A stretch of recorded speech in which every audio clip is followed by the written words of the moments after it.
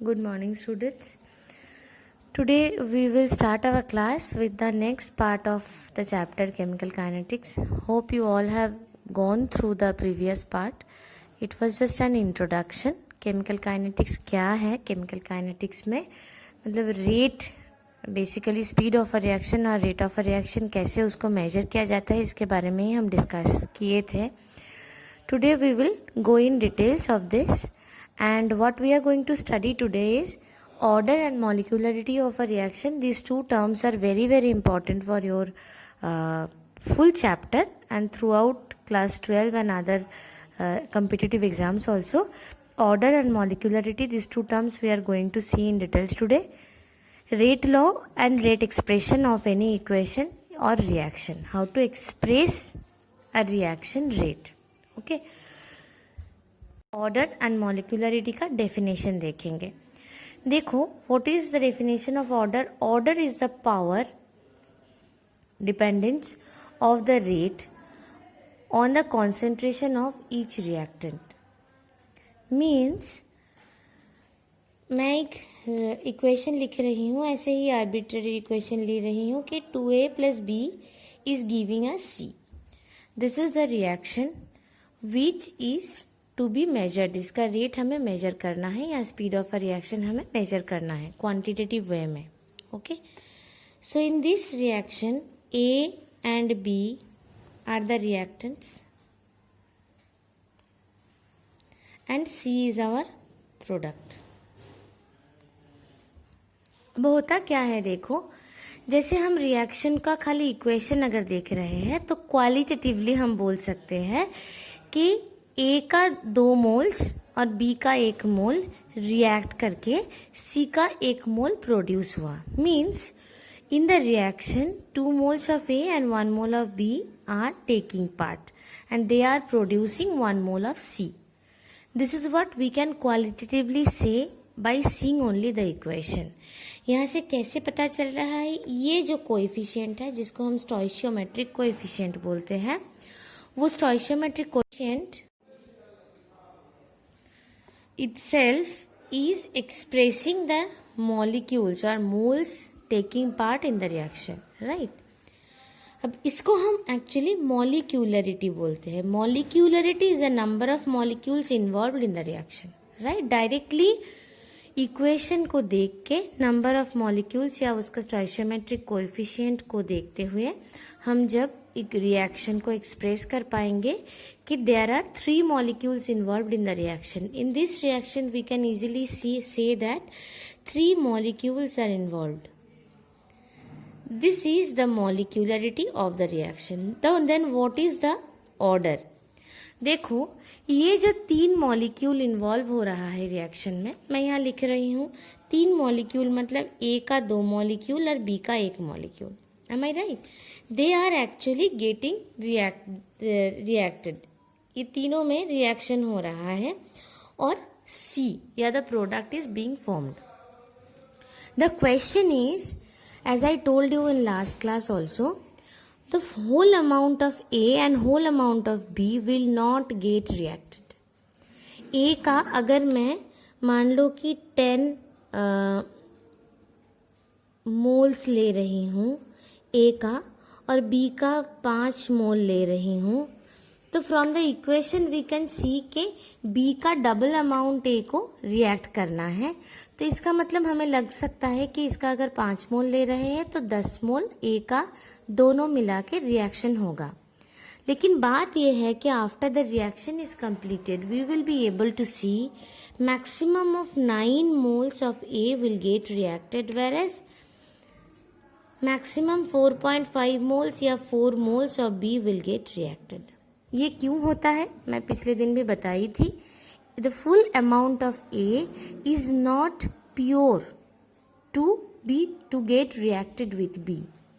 Similar way में B का भी फुल जो अमाउंट है 5 moles, it is not that much pure to get reacted with A.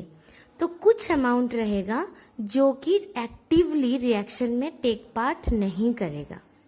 This amount is called inactive amount and the amount or the mass which is taking part in the reaction, we call it as active mass of that particular reactant. Active mass का मतलब है कि जो भी मैं concentration ले रही हूँ रिएक्टेंट्स का, उसका जितना अमाउंट डायरेक्टली रिएक्शन में इन्वॉल्व हो रहा है. तो active mass will always be less than the amount you are taking in the reaction. Clear? अब अगर एक्टिव मास जो अमाउंट मैं ले रही हूँ उससे कम है, तो ऑब्वियसली इसको हम एक्टिविटी पे बोलते हैं. Activity of that particular reactor is also less. तो ऑब्वियसली मॉलिक्यूलरिटी जो मैं 3 मॉलिक्यूल्स बोल रही थी वो मैं गलत बोल रही हूँ, क्योंकि 3 मॉलिक्यूल फुल इसका रिएक्शन में एक्टिवली पार्ट नहीं ले रहा है. तब जो कॉन्सेप्ट आता है that is called order of the reaction. That is actually the order of the reaction. इसका मतलब है कि ऑर्डर क्या है. अगर मैं रेट को देख रही हूँ, प्रैक्टिकली जब हम रेट ऑफ द रिएक्शन को मेजर करते हैं तो उसमें ए का कुछ पार्ट और बी का कुछ पार्ट इन्वॉल्व होगा, बाकी पार्ट्स इन्वॉल्व नहीं होगा. कौन सा पार्ट इन्वॉल्व नहीं होगा?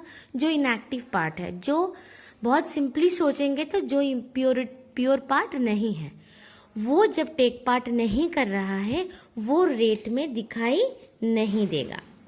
जो इनएक्टिव मास है वो रेट में दिखाई नहीं देगा. प्रैक्टिकली हम देख नहीं पाएंगे कि वो रिएक्शन में है. तो obviously then the term which you are getting, concentration का जो टर्म इन्वॉल्व हो रहा है उसी को हम ऑर्डर ऑफ द रिएक्शन बोलते हैं. इसका मतलब है कि अगर कोई रिएक्शन का मॉलिक्यूलरिटी 3 है, मतलब हम बाहर से क्वालिटेटिवली देख रहे हैं कि उसमें 3 मॉलिक्यूल्स रिएक्शन में पार्टिसिपेट कर रहा है, तो उसका ऑर्डर ऑब्वियसली 2 हो सकता है. Order can B 2. Second order में हम लोग इसको बोलते हैं सेकेंड ऑर्डर रिएक्शन. वो सेकेंड ऑर्डर हो सकता है. क्यों सेकेंड ऑर्डर हो सकता है? क्योंकि 3 मॉलिक्यूल्स में से कुछ मॉलिक्यूल्स ऐसा है जो बिल्कुल भी रिएक्शन में टेक पार्ट नहीं करेगा. ऑर्डर को समझाने का और भी एक बहुत इजी मेथड है. मतलब ऑर्डर को कैसे हम एक्सप्रेस करेंगे या ऑर्डर को क्वांटिटेटिवली कैसे हम मेजर करेंगे, वो यही है कि देखो, ये जो हम रेट ऑफ अ रिएक्शन बार बार बोल रहे हैं, ये rate of a reaction for most of the reactions are actually step wise हम रिएक्शन होता है. मान लो कि मैं कुछ भी एक रिएक्शन ले रही हूँ. यही रिएक्शन लेते हैं हम 2A + 3B giving us C. तो this is the reaction which is happening. This is always not one step process. ऐसा नहीं होगा कि 2A के साथ 3B को मिक्स कर देंगे और एक ही स्टेप में C बन जाएगा. होता क्या है, सपोज 2A पहले ब्रेक करके A + A बनेगा. This is the first step of the reaction. Next हो सकता है कि एक A 3B के साथ मिक्स होके एक अलग सा ही कुछ इंटरमीडिएट प्रोडक्ट बनाए, which is the second step of the reaction D. And lastly this D will get attached with the A, another molecule. एक A छूट गया था ना, वो वाला मॉलिक्यूल को लेके हमारा डिजायर्ड जो प्रोडक्ट है that is C third step में बन रहा है. देखो, ये मैं एकदम ही मन से एक इक्वेशन लिखी. ऐसे स्टेप्स भी मैं मन से ही लिख रही हूँ. नॉट नेसेसरीली हर जगह में ऐसा होता है. कोई भी रिएक्शन ले लो, उसका ऐसे स्टेप वाइज ही रिएक्शन होता है. Most of the 98% of the reactions are step wise reactions. बहुत कम रिएक्शन है जो 1 स्टेप प्रोसेस है. इसको हम एलिमेंटरी रिएक्शन बोलते हैं, जो 1 स्टेप होता है. वो हम बाद में देखेंगे. Mostly all the reactions are step wise. तो जब स्टेप वाइज रिएक्शन होता है, ये तीनों स्टेप का ऑब्वियसली अलग अलग रेट ऑफ रिएक्शन रहेगा. हो सकता है फर्स्ट स्टेप सबसे ज्यादा जल्दी हो रहा है, सेकेंड स्टेप में थोड़ा टाइम लग रहा है और थर्ड स्टेप में सबसे ज्यादा टाइम लग रहा है. ओके, तो when it is happening step wise, then ये तीनों में से जिस स्टेप में सबसे ज्यादा टाइम लगता है, मतलब the maximum time taking step जो है, उसको हम बोलते हैं rate determining step. Rate determining step, और in short it is called RDS, rate determining step. Okay, कौन सा स्टेप, मैं फिर से बोल रही हूँ, अगर 3 स्टेप का रिएक्शन है तो तीनों में से सबसे ज़्यादा टाइम जिसमें लगता है। अगर 5 स्टेप का रिएक्शन है तो पांचों में से सबसे ज़्यादा टाइम जिसमें लगता है। क्यों उसको रेट डिटरमाइनिंग स्टेप बोलते हैं? क्योंकि वो स्लोएस्ट स्टेप है। स्लोएस्ट का मतलब है कि सबसे ज़्यादा टाइम उसमें लगता है, तो वही डिटरमाइन करेगा कि वो रिएक्शन फास्ट है या स्लो है। मान लो कि सपोज मैं यही रिएक्शन में लिख रही हूँ, पहला जो स्टेप है वो 30 सेकेंड्स में होता है, सेकेंड वाला स्टेप 1 मिनट में होता है और थर्ड वाला स्टेप 2 मिनट में होता है। तो ऑब्वियसली 30 सेकेंड और 1 मिनट से 2 मिनट सबसे ज़्यादा है, तो थर्ड स्टेप बन गया हमारा RDS। तो this will actually decide the rate of the reaction. तो 2 मिनट के आसपास हमारा रेट होगा। M I right? 30 सेकेंड्स तो बिल्कुल भी नहीं होगा, 1 मिनट भी नहीं होगा। This is why this is the RDS और rate determining step of the reaction.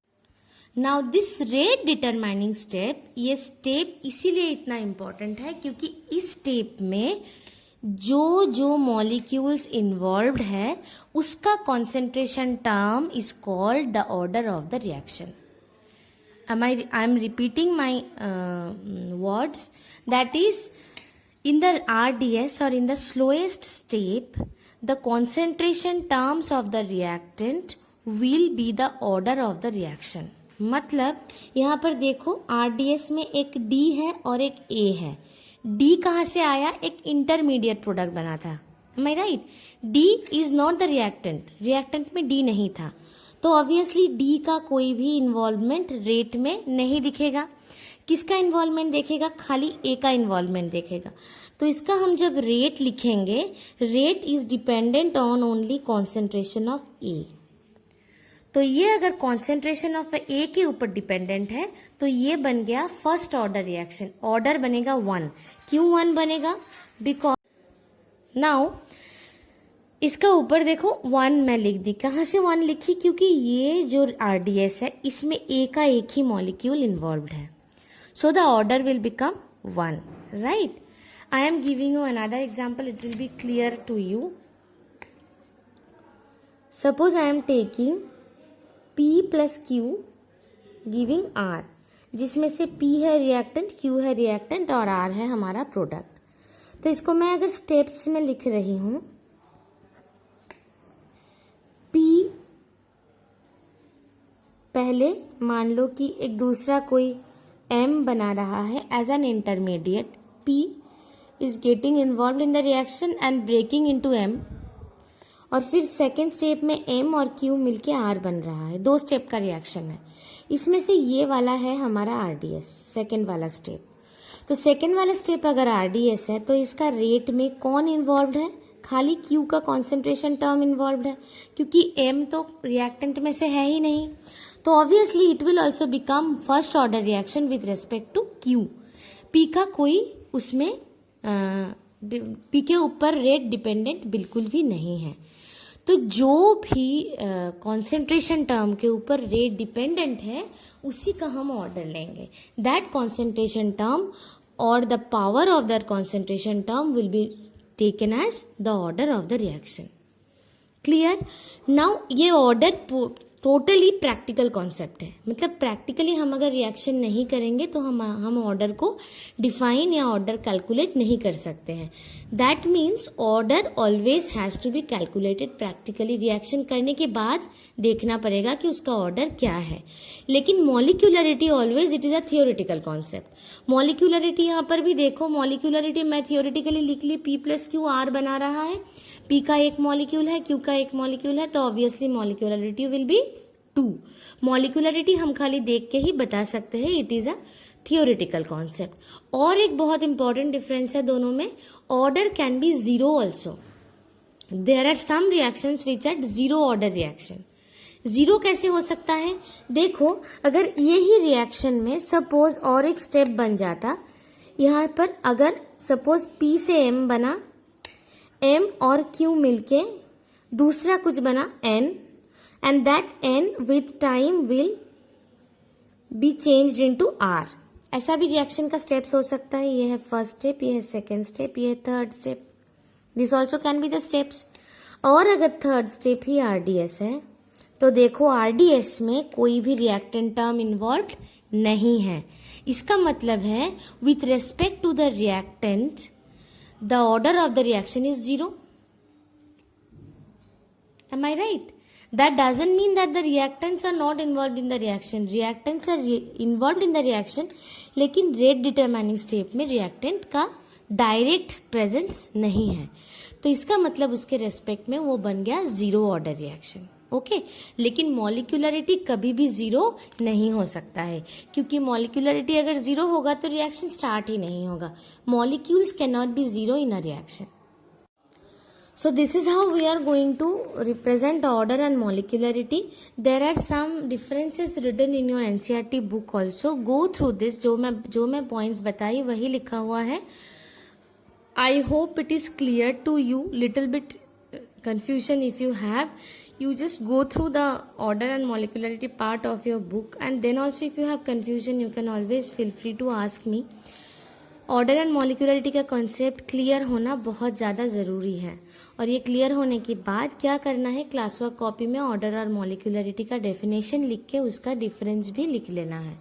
Okay, next we will see the second part of today's topic, that is rate law. Rate law is a very easy thing. Rate law है क्या कि rate को हम कैसे express करेंगे, उसका जो law है, इसका स्टेटमेंट देख लो कि rate of a reaction is directly proportional to the product of concentration terms of the reactants raised to the power of their stoichiometric coefficient.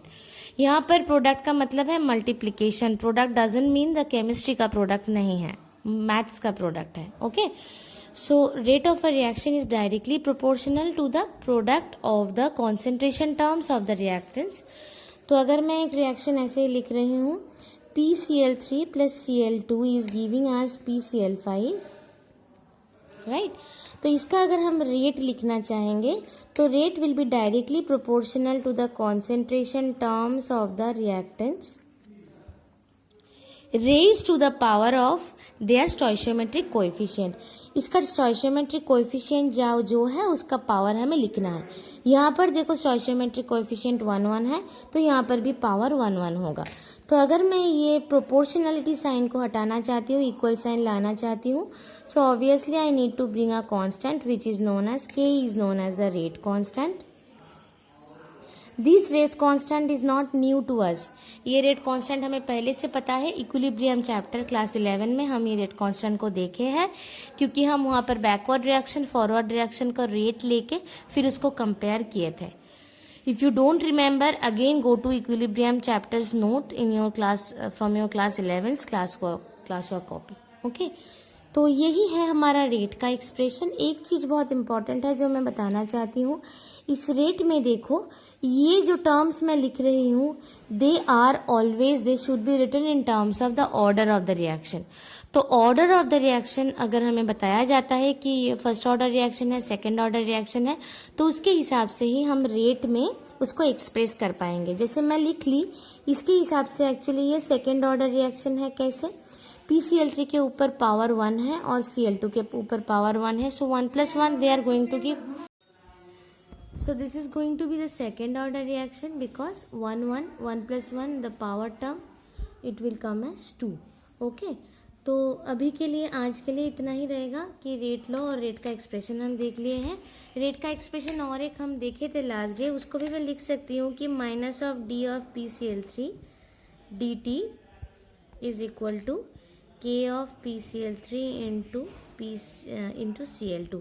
ये आया रेट लॉ से, और ये हमारा नॉर्मल जो है डेरिवेटिव टर्म में, क्योंकि ये क्या है कि with time how much concentration of PCl3 is getting degraded, that is what we are going to depict. ये वाला एक्सप्रेशन हमें चाहिए जब हम मैथमेटिकल डेरिवेशन करेंगे 0 order reaction first order reaction का.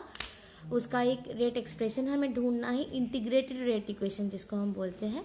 That will be done tomorrow in your next class. Till that, go through this in your book. If you have any confusion, you can ask me anytime.